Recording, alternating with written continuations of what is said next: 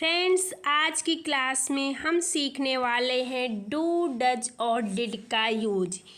प्यारे बच्चों, आपने अगर ये हेल्पिंग वर्ब का प्रयोग करना सीख गए तो आप अपने बेझिझक इंग्लिश बोल पाओगे।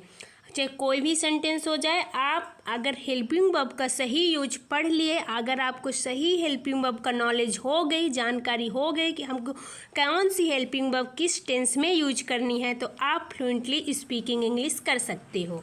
आपको ऐसा कुछ नहीं है कि हमको टेंस या कि ग्रामर ही पूरी पढ़ने पड़े। आपको वर्ड्स मीनिंग लर्न करनी है और हेल्पिंग वर्ब का सही यूज पढ़ना है। तो आज हम सीखने वाले हैं डू, डज और डिड का प्रयोग। जैसे कि प्रेजेंट इंडेफिनिट टेंस में डू, डज का प्रयोग करते हैं। हेल्पिंग वर्ब हमारी कौन सी होती है प्रेजेंट इंडेफिनिट टेंस में? डू और डज।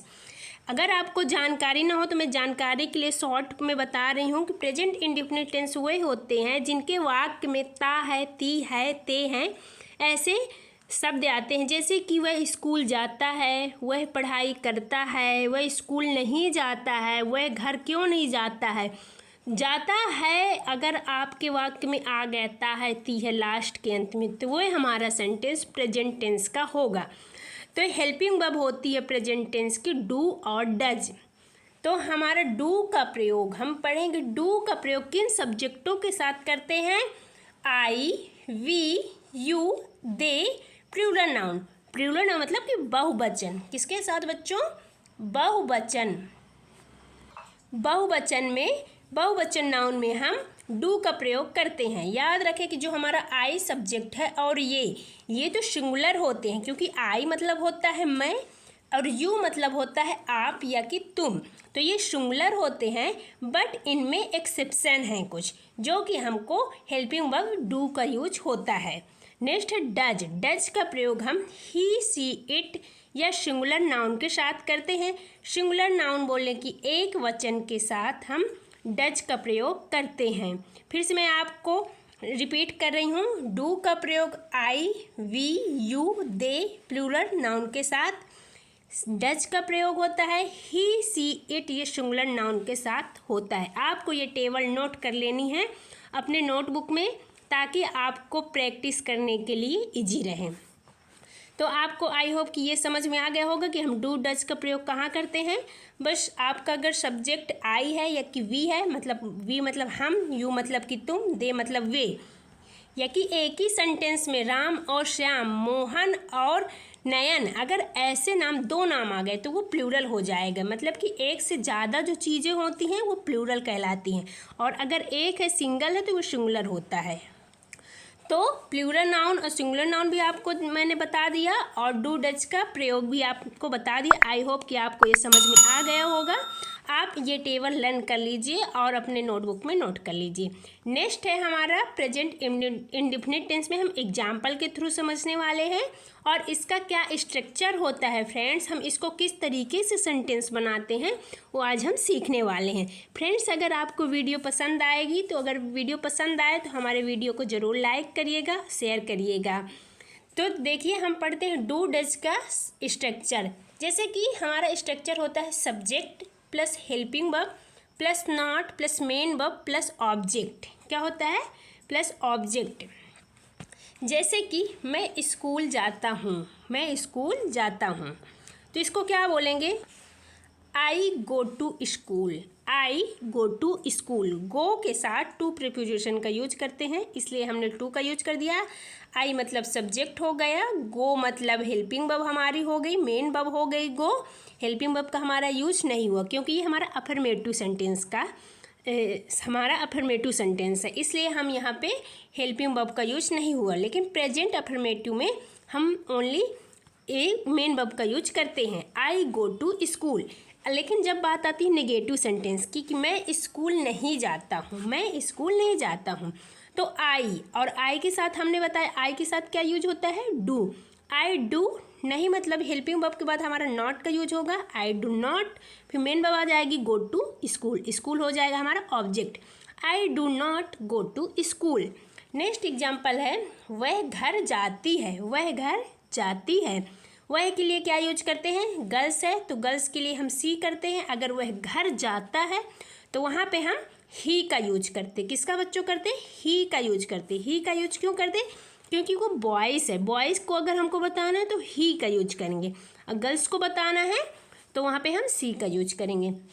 तो हमारा सेंटेंस है वह घर जाती है, क्या बोलेंगे? She goes. गो में ES का यूज कर देंगे। आपने पढ़ा भी होगा, टेंस अगर पढ़े होंगे तो उसमें प्रेजेंट जो टेंस होता है हमारे उसमें SES का यूज होता है। जो हमारी मेन वर्ब है उसमें SES का यूज किया गया है। और हाउस, सी गोज हाउस। लेकिन बात आती है निगेटिव सेंटेंस की। जब हम निगेटिव सेंटेंस बनाते हैं उसमें डू डज का कंफर्म ही है कि प्रेजेंट टेंस में हमारे डू डज का यूज होगा। वह घर नहीं जाती है, सी के साथ हमने डज का यूज किया है। She does not go to house, she does not go to house. I hope कि आपको ये सेंटेंस के थ्रू आपको बहुत ही और ज़्यादा समझ में आ गया होगा, बहुत ही पूरा क्लियर हो गया होगा।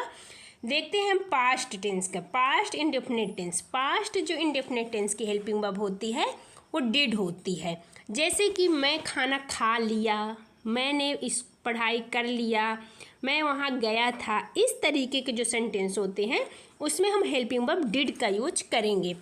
डिड का प्रयोग सारे सब्जेक्टिव फॉर्म के साथ होता है। यहाँ पे प्रिंट मिस्टेक है थोड़ा, यहाँ पे PPT में थोड़ी वो मिस्टेक हो गई है, हेल्पिंग वर्ब नहीं, यहाँ पे सारे सब्जेक्ट के साथ होता है। हमारे सब्जेक्ट कौन कौन से होते हैं subjective form? I, he, she, it, they, we and plural noun. जैसे एग्जाम्पल है, आप एग्जाम्पल के थ्रू समझेंगे तो आपको और क्लियर होगा। हम पहले स्ट्रक्चर पढ़ लेते हैं। स्ट्रक्चर है हमारा subject plus helping verb plus not. आप याद रखें, हेल्पिंग वर्ब के बाद नॉट आता है, फिर मेन वर्ब का यूज होता है। तो subject plus helping verb plus not plus main verb plus object.